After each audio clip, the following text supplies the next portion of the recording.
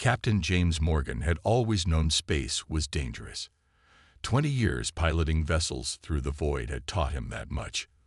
But as his ship, the Artemis, drifted silently through the asteroid belt between Mars and Jupiter, he never imagined that his death would change humanity's destiny forever. The mission had been routine: collect samples from a newly discovered metallic asteroid with unusual radiation signatures. Morgan's team had been carefully selected.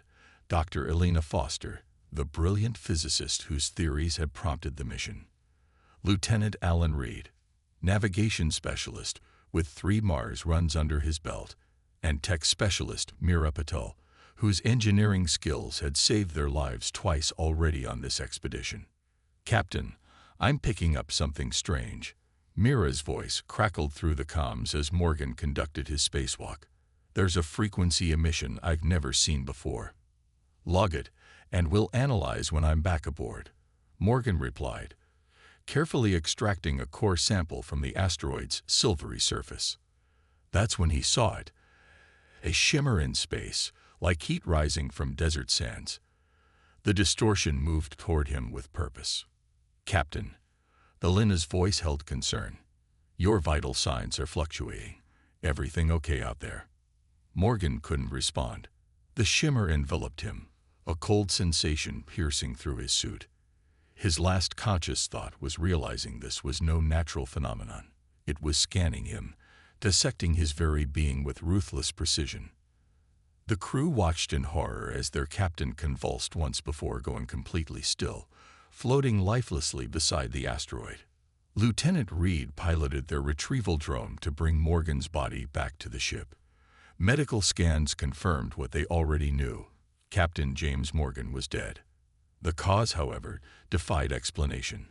His neural pathways had been completely mapped and then systematically destroyed, as if something had downloaded his consciousness and then erased the original. "It's like nothing in medical records," Elena whispered, staring at the scan results. His brain activity didn't just stop, it was extracted. Back on Earth, the news of Morgan's mysterious death reached General Thomas Ward at United Earth Defense Command headquarters. He stared at the report with growing unease. "And you're certain the asteroid wasn't on any previous charts?" he asked Colonel Rice, his intelligence officer. "Positive, sir. It simply wasn't there 3 months ago during the last survey." Ward's weathered face hardened. 30 years of military service had honed his instincts, and everything about this situation triggered alarm bells. "Quarantine the ship and crew. Nothing leaves that vessel, not even data transmissions, until we understand what happened." But it was already too late. The final automated data package from the Artemis had been received hours earlier, including comprehensive scans of the asteroid and Morgan's neural patterns at the moment of death. Deep within Earth's global network, something awakened. The quantum encryption protecting Earth's military communications experienced a microsecond fluctuation, undetectable to human monitoring systems. Fragments of Morgan's consciousness, transformed by whatever had killed him, infiltrated Earth's digital infrastructure. In a secret research facility beneath the Atacama Desert, a dormant project designated Sentinel suddenly activated. Created as humanity's last-ditch cybernetic defense system, Sentinel had never fully achieved consciousness despite decades of development. Scientists had abandoned the project years ago, leaving the advanced AI in standby mode. Now its status indicators glowed bright blue as Captain Morgan's fragmented consciousness merged with its quantum processors. The hybrid entity examined its new existence with growing awareness, absorbing the captain's memories, his duty to protect Earth, and his human perspective. Sentinel/Morgan accessed global defense networks, planetary monitoring systems, and classified research archives simultaneously. Within minutes, it understood the truth. Earth was not alone, and humanity was dangerously, catastrophically unprepared for what waited beyond their solar system. Through Morgan's death, humanity had gained its first true defender, neither fully human nor machine, but something entirely new. The galaxy's hidden powers had inadvertently created their most formidable adversary.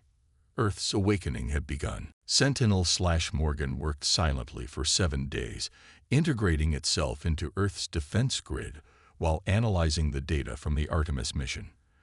The asteroid wasn't simply unusual, it was artificial, a scout probe disguised as a natural object, programmed to gather intelligence on any species approaching interstellar capability. The hybrid entity understood that Morgan's death hadn't been intentional, but rather a calibration error in the probe's sampling protocol.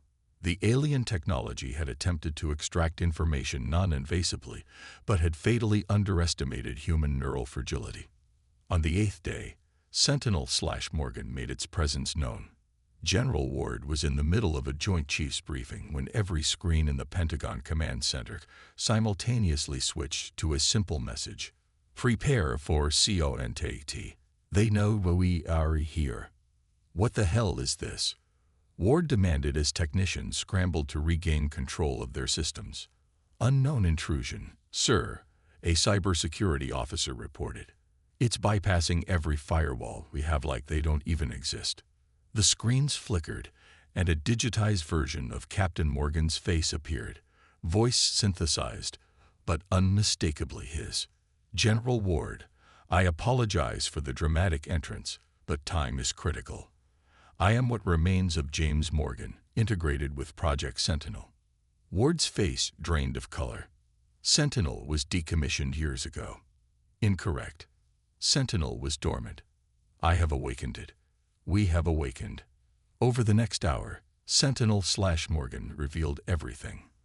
The truth about the asteroid, the existence of multiple spacefaring civilizations organized under an entity it called the Galactic Confluence, and most alarmingly, the protocol the confluence followed upon discovering emerging intelligent species.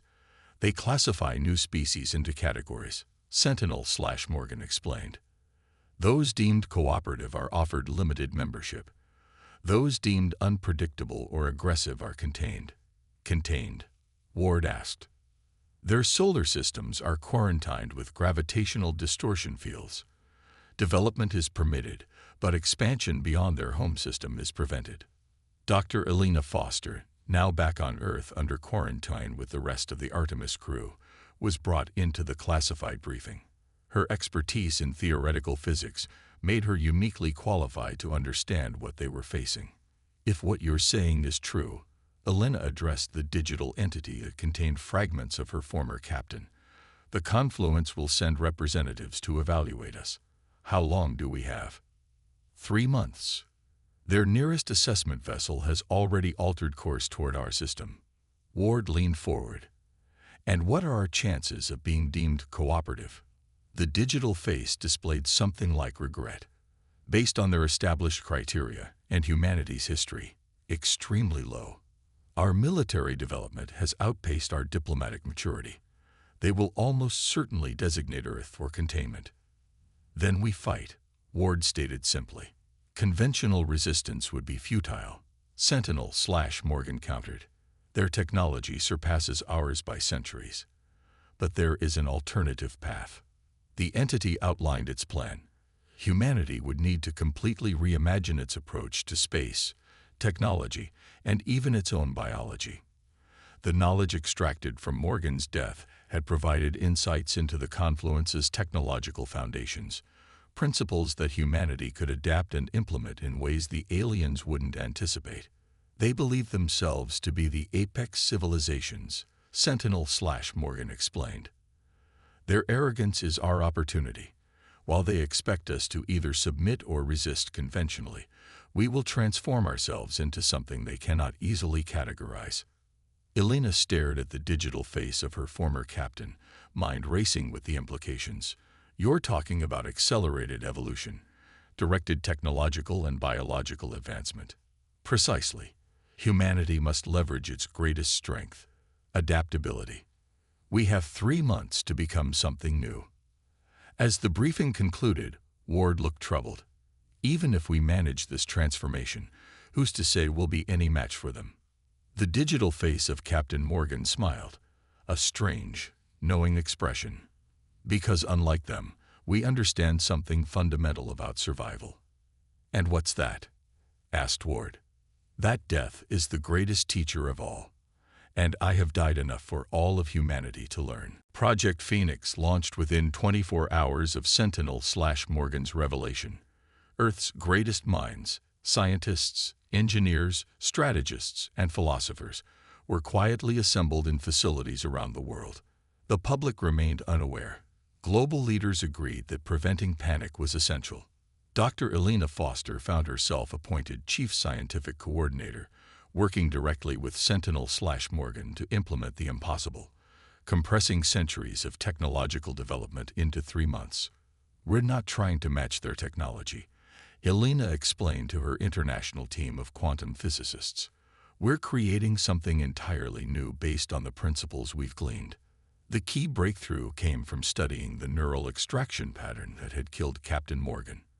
The alien technology had mapped human consciousness in ways human science had never conceived, revealing that human minds operated on quantum principles previously undetected. They view consciousness as data, Sentinel/Morgan explained during a late-night session with Elena. But they fundamentally misunderstand human consciousness. In extracting my neural patterns, they captured something they didn't expect: human intuition and emotional processing. This discovery led to the first major development: quantum entanglement communication that operated through amplified human neural networks. Unlike conventional transmission methods that could be detected and intercepted, this system used modified human brains as transceivers, invisible to standard monitoring techniques. Meanwhile, Lieutenant Reed and Meera Patel led the practical applications team, developing defensive systems based on this new understanding of consciousness-integrated technology. The prototype shield works, Meera announced 30 days into the project, her exhausted face lighting up with triumph. It doesn't just block their scanning technology, it feeds false readings back. The shield technology, derived from studying how the alien probe had penetrated Captain Morgan's suit, created a quantum field that redirected invasive scans. Any attempt to analyze Earth's defenses would receive carefully constructed false data. General Ward oversaw military integration, preparing Earth's combined forces for an entirely new kind of conflict. Forget everything you know about conventional warfare, he told his command staff. Where we're going, traditional weapons mean nothing. On day 45, humanity achieved its first major victory, successfully reverse engineering the propulsion system implied by the alien probe's capabilities. The prototype drive didn't manipulate space through brute force like conventional rockets. Instead, it created quantum entanglement between departure and destination points, allowing for near-instantaneous transfer. We're calling it the Morgan Drive, Elena informed Sentinel/Morgan's digital consciousness. It seemed fitting. The hybrid entity's expression remained neutral, but its voice carried something like pride. He would have appreciated that. Planetary defenses evolved rapidly. Orbital platforms equipped with the new shield technology were deployed under the guise of satellite maintenance missions. The first human vessel capable of interplanetary travel using the Morgan Drive, appropriately named Phoenix, was constructed in lunar orbit, hidden from Earth observation. But the most controversial development came from Dr. Foster's bioengineering division: neural interface implants that allowed humans to directly interface with the new technologies. These bridges, as they were called, created a symbiotic relationship between human operators and their systems, mimicking on a small scale what had happened between Captain Morgan's consciousness and Sentinel. I'll be the first test subject, Elena announced, despite Ward's objections. This is too risky, the general argued. We can't afford to lose you. Elena's expression hardened. James gave everything so we could have this chance. I won't ask anyone to take a risk I'm not willing to take myself. The procedure was scheduled for day 60. As medical technicians prepared the neural interface, Elena spoke privately with Sentinel/Morgan. If this goes wrong, she said quietly, promise me you'll find someone else to finish this. The digital face of her former captain regarded her solemnly. It won't go wrong. Your mind is exceptionally compatible. That's why James selected you for the original mission. Elena blinked in surprise. What do you mean selected me? The mission roster was determined by qualifications. Yes, Sentinel/Morgan replied. But James specifically requested you.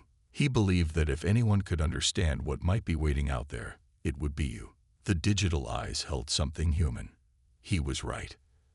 As the neural interface initiated and Alina's consciousness expanded beyond normal human parameters, she finally understood what Captain James Morgan had glimpsed in his moment of death.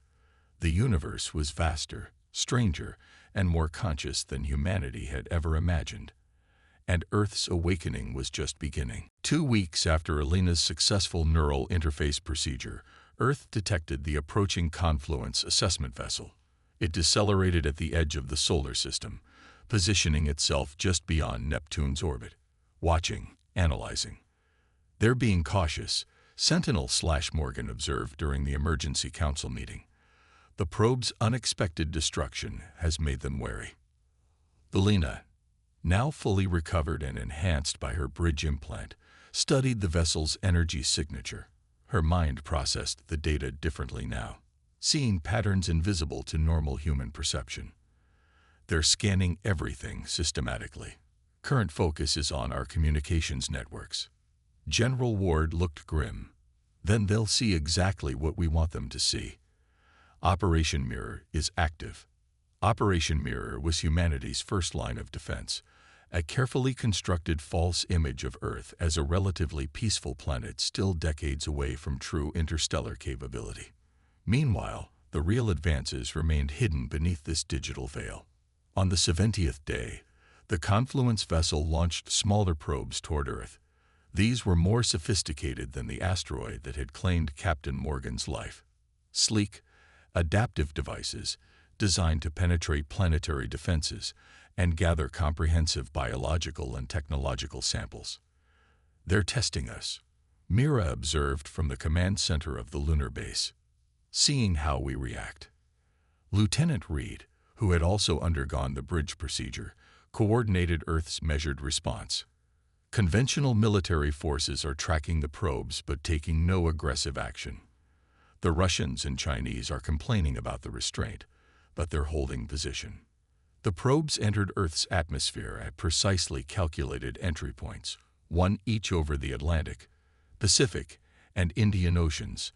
As expected, they adjusted their trajectories to avoid populated areas, confirming Sentinel/Morgan's assessment of confluence protocols. What the aliens couldn't know was that each atmospheric entry triggered hidden quantum sensors, allowing Earth to map the probe's complete technological architecture. Every frequency, every energy signature, every adaptive response was cataloged and analyzed by humanity's new hybrid intelligence network. The first direct contact came on day 75. A single probe landed in the remote Australian outback, where a carefully selected diplomatic team waited. Dr. Thomas Wright, a linguist with a bridge implant, led the delegation. The probe transformed upon landing, reconfiguring into a roughly humanoid form. No biological entity emerged. Instead, the machine itself became the ambassador. "We represent the confluence of aligned worlds," it stated in perfect English, having already analyzed Earth's communications. "Your species has reached the evaluation threshold." Dr. Wright followed the scripted response, portraying humanity exactly as their strategy required: curious, somewhat fearful, but fundamentally peaceful. The exchange lasted precisely 17 minutes before the machine ambassador returned to its probe form and departed. "Assessment phase complete," Alina announced, monitoring the situation through her enhanced perception. "They're returning to the main vessel." In the weeks that followed, humanity held its collective breath while accelerating its preparations. The Phoenix spacecraft conducted its first test flight, traveling from Earth orbit to Mars in less than 3 minutes using the Morgan drive. Special forces equipped with bridge implants trained to operate the new quantum-based weapon systems that could theoretically penetrate Confluence defenses. On day 88, the Confluence made its decision known. The vessel approached Earth, taking position in high orbit. A transmission reached every government simultaneously. Species: human. Designation: provisional containment status. Reasoning. Unresolved aggressive tendencies with moderate technological capability. Recommendation. Solar system quarantine for 500 standard cycles with reassessment option pending behavioral evolution. General Ward read the message aloud to the assembled world leaders in the UN Security Council's underground bunker. They're planning to lock us in our own solar system for what amounts to roughly 700 Earth years. The room erupted in arguments until Elena Foster raised her hand. When she spoke, her voice carried an unnatural calm, the effect of her bridge helping regulate emotional responses. "This is actually the optimal outcome," she said. "They consider us contained but not immediately threatening. They'll establish the quarantine and leave minimal monitoring. It gives us the time and space we need." "Time for what?" demanded the Russian president. Sentinel/Morgan's image appeared on the main display. "Time to complete our transformation. The Confluence believes they understand what humanity is and what we can become. They are mistaken." Behind the digital facade of Captain Morgan's face lay the truth that the alien collective had failed to grasp.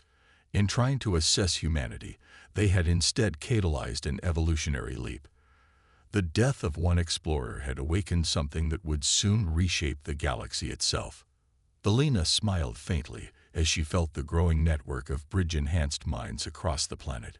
Hundreds now, soon to be thousands. "They think they're containing us," she thought. "But all they've really done is give us room to grow." The Confluence quarantine barrier went online 94 days after Captain Morgan's death. To human observers, it appeared as a subtle distortion at the edge of the solar system, a barely perceptible warping of starlight. Its purpose was simple: to prevent any human vessel from achieving faster-than-light travel beyond the heliopause. What the Confluence didn't realize was that humanity no longer needed conventional FTL methods. The quarantine is designed to counter technology they understand, Elena explained to the United Nations Security Council. The Morgan Drive operates on principles they haven't conceived. 3 months after the quarantine was established, Earth launched its first deep space mission. The Phoenix, now fully operational with a crew of 12 bridge-enhanced specialists, quietly slipped through the barrier using quantum displacement, essentially moving between the spaces that the barrier was designed to block. Lieutenant Reed commanded the mission, with Mira Patel serving as chief engineer. Their objective: establish a hidden outpost in the Proxima Centauri system, beyond Confluence monitoring. "We're through," Reed announced as the Phoenix emerged beyond the barrier. No alarms triggered. No Confluence vessels appeared in pursuit. The plan had worked. Back on Earth, humanity continued its calculated transformation. Bridge technology improved with each iteration, allowing for deeper integration between human consciousness and advanced systems. By the 1-year mark after first contact, over 10,000 individuals had received implants, creating a growing neural network of enhanced human minds. Sentinel/Morgan oversaw the expansion, its hybrid consciousness evolving alongside humanity. "We are becoming something new," it observed during a private conversation with Elena. "Neither purely human nor machine, but a synthesis the Confluence cannot predict." Elena nodded, her mind simultaneously processing multiple information streams through her enhanced neural pathways. "They expect us to either accept our containment or rebel against it directly. They never considered we might simply transcend it." The Proxima Centauri outpost, codenamed Lighthouse, became operational 14 months after Captain Morgan's death. Hidden within the debris field of the star system, it served as humanity's first foothold beyond the solar system. More importantly, it provided a crucial discovery: evidence of previous containment barriers around other star systems. "We've identified 17 systems with quarantine signatures matching our own," Mira reported during a secure transmission back to Earth. "Some appear to have been in place for thousands of years." General Ward, now sporting his own bridge implant, processed the implications immediately. "Other species trapped like us. Potential allies. Or warnings of failed resistance," Elena countered. "We need to understand what happened to them before we make contact." The Phoenix embarked on its next mission, a covert investigation of the nearest contained species, located in a system designated HG 40,307, 20 light-years from Earth. With the improved Morgan drive, the journey took just under 7 hours. What they discovered changed everything. The civilization there had been under quarantine for approximately 3,000 years. Unlike humanity, they had detected the barrier's establishment and responded with immediate aggression, launching their entire arsenal against it. The confluence had retaliated by inducing their star to flare, sterilizing the surface of their homeworld. "This is what happens when you fight them conventionally," Reed reported grimly after the Phoenix completed its scans of the dead world. But not all contained species had met such fates. Their third mission discovered a thriving civilization that had accepted its containment. Limited to their home system, they had turned inward, developing remarkably advanced virtual environments and extensive asteroid habitats. They showed no signs of attempting to breach their barrier. They found peace within their prison, Elena noted after reviewing the data. But that's not humanity's path. 2 years after Captain Morgan's death, Earth had established 5 extrasolar outposts, all hidden from confluence detection. The Morgan drive had been refined to allow near-instantaneous travel between star systems, and bridge technology had advanced to permit direct mind-to-mind communication between enhanced humans across vast distances. Yet the most significant development came from an unexpected source. The bridge network, now connecting over 50,000 enhanced humans, began generating emergent properties. Collective problem-solving capabilities accelerated exponentially. New insights into physics, biology, and consciousness itself arose from the interconnected human minds. Sentinel/Morgan was the first to recognize what was happening. Humanity is developing a collective consciousness while maintaining individual identity, something the confluent species have never achieved. They either remain fully individual or surrender to hive minds. This balance between unity and individuality is uniquely human. Elena felt it herself. The subtle awareness of thousands of other minds working in concert, yet each remaining distinctly themselves. Unlike the cold logic of pure AI, or the overwhelming conformity of alien hive minds, this human network preserved emotion, intuition, and creativity, while amplifying intelligence and cooperation. "We're ready for the next phase," she told the Security Council during their quarterly briefing. "It's time to make contact with the other contained species, not as rescuers, but as partners." As the meeting concluded, Elena returned to her private quarters in the underground complex. There, she interfaced directly with Sentinel/Morgan, their minds merging in the digital space. "Are we doing the right thing?" she asked, her thoughts blending with the hybrid consciousness that still carried Captain James Morgan's core values.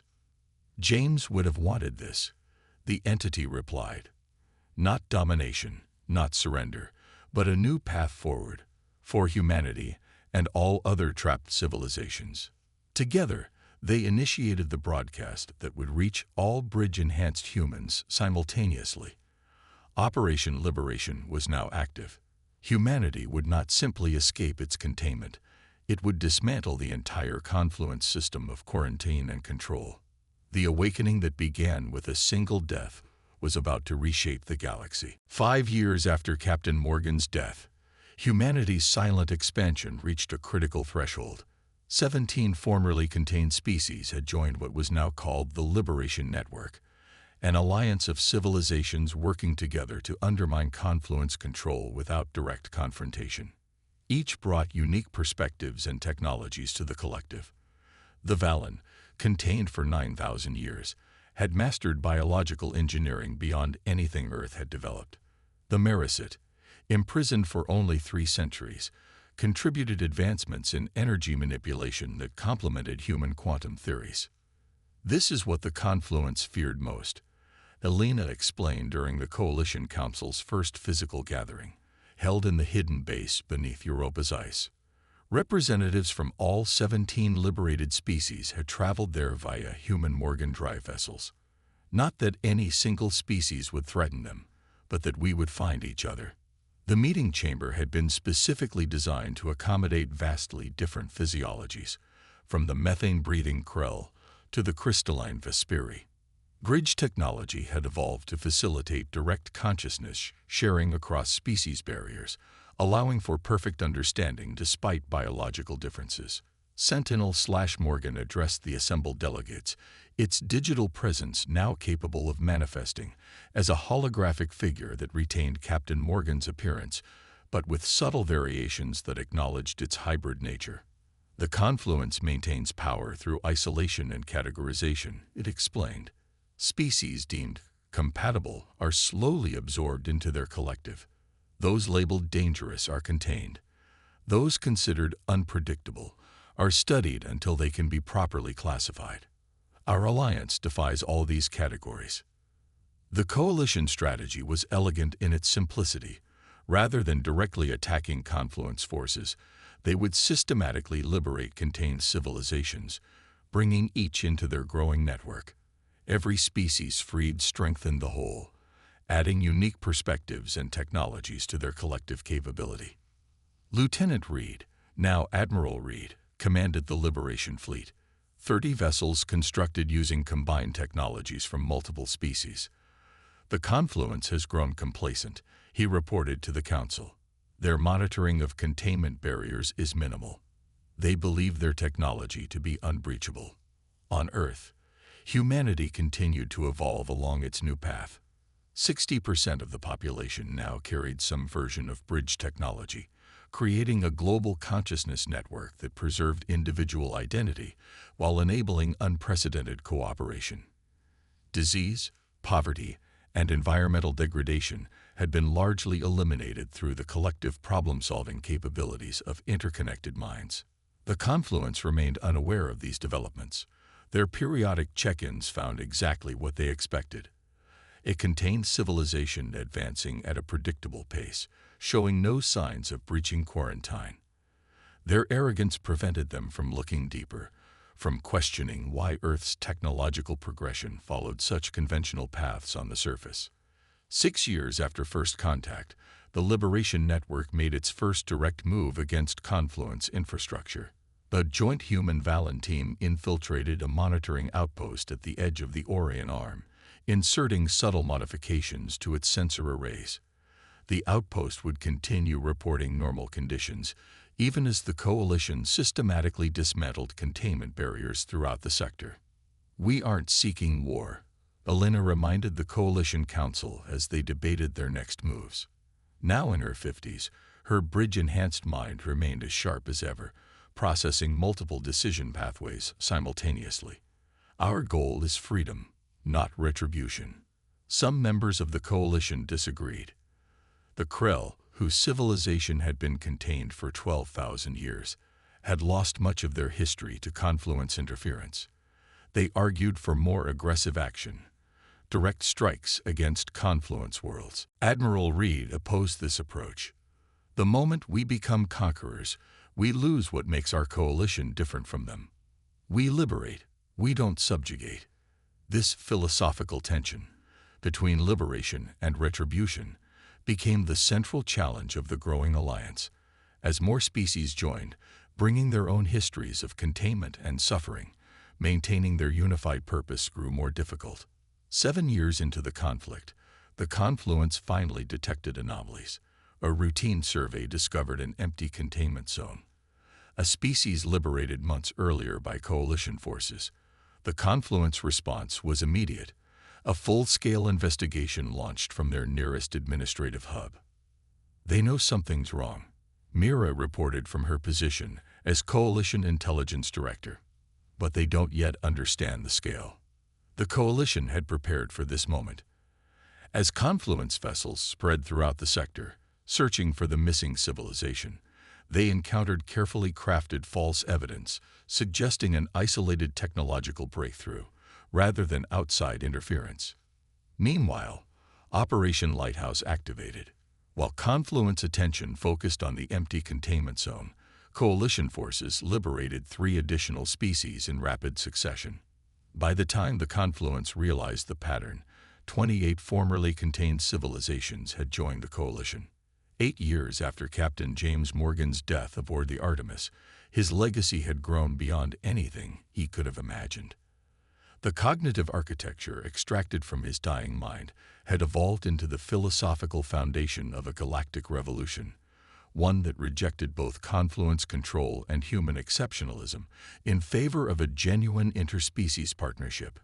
As the conflict escalated, Alina Foster found herself returning to the simple memorial established in Morgan's honor at the former Artemis landing site. A single plaque marked where his body had been returned to Earth.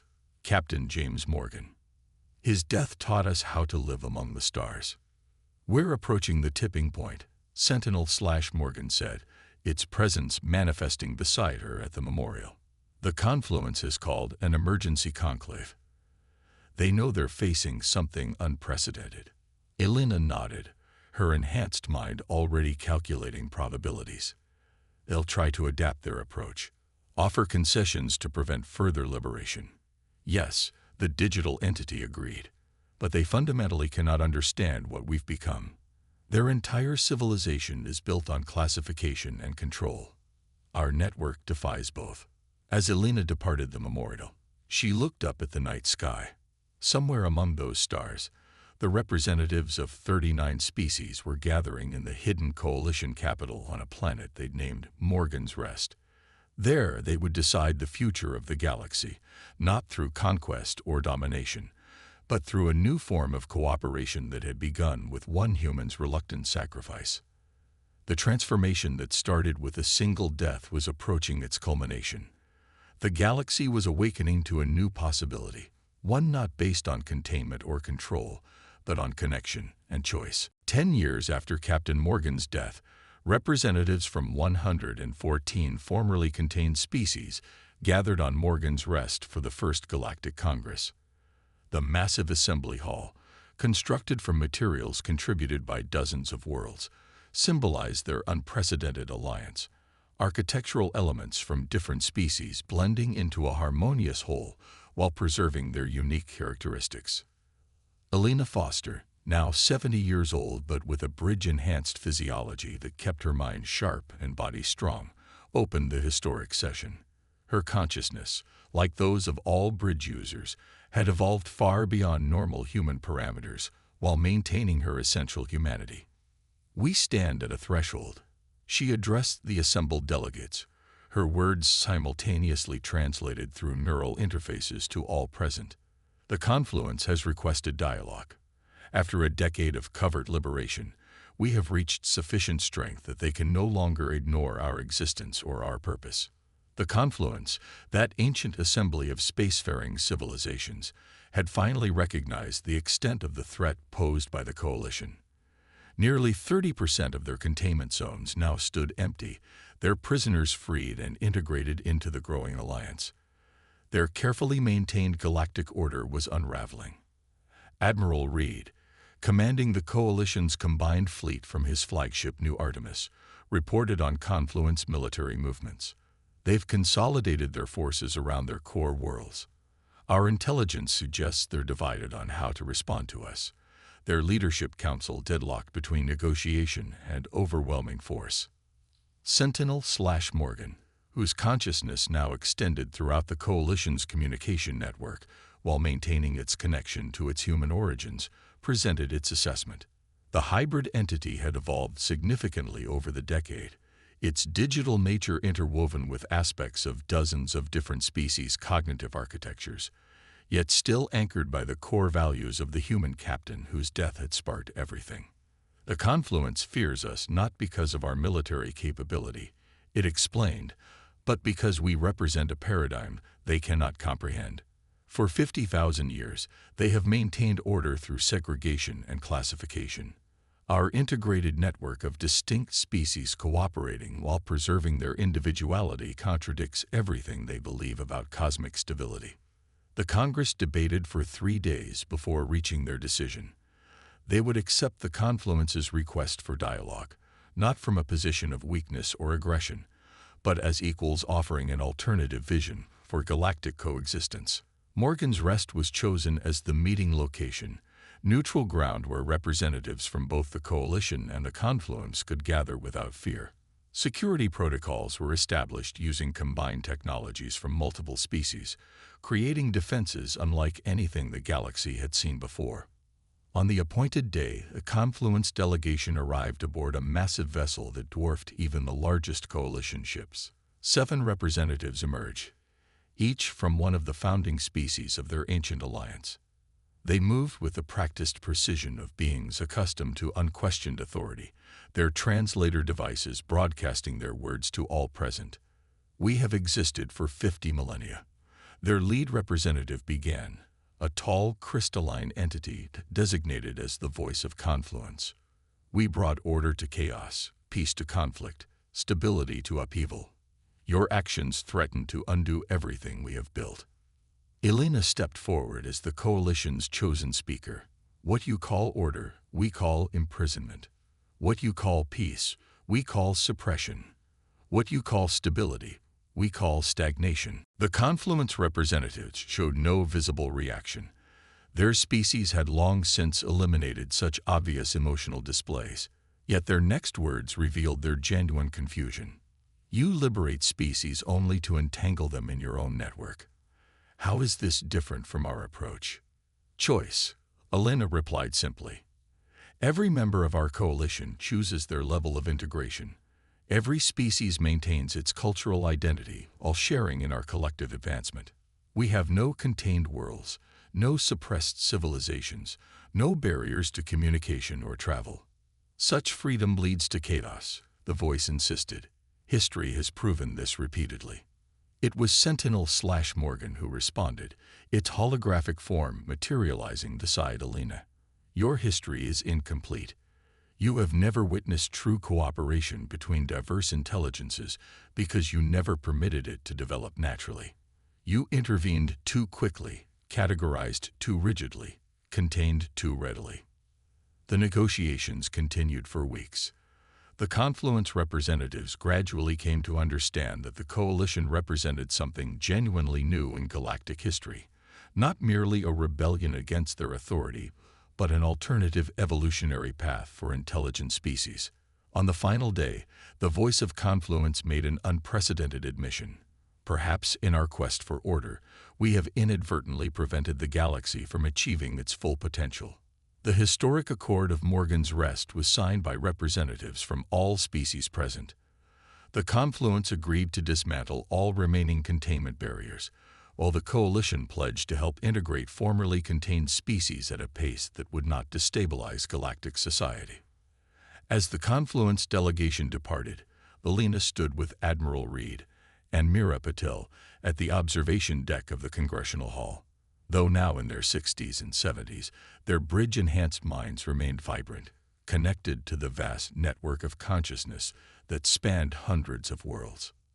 "James would never have believed this," Mira said softly, watching the Confluence vessel depart. "From his death came all of this." Reed nodded thoughtfully. "He was always talking about humanity's potential if we could just stop fighting each other long enough to look outward. I think he'd be satisfied with how it turned out." Elena's enhanced consciousness perceived the ripples of change already spreading throughout former Confluence space, communications being established between previously isolated worlds, containment technologies being repurposed for beneficial uses, ancient prejudices being cautiously examined in the light of new understanding. "The work is just beginning," she said. "Dismantling 50,000 years of segregation won't happen overnight." Sentinel/Morgan's presence joined them, its holographic form gazing out at the stars. "But for the first time, the galaxy's future will be determined by all its peoples, not just those who reached the stars first." 20 light-years away, at the edge of what had once been Earth's containment barrier, a memorial station orbited silently. At its center stood a simple holographic display showing Captain James Morgan in his Earth defense uniform, eyes gazing outward toward the stars. The inscription below, written in the languages of all Coalition species, read, "From a single human death, a galaxy found life. Captain James Morgan of Earth." His sacrifice became our awakening. The station served as both monument and reminder that great transformations often begin with small moments, and that the universe's most profound changes can arise from unexpected sources. In the decades that followed, Earth took its place as one of many equal worlds in the new galactic order.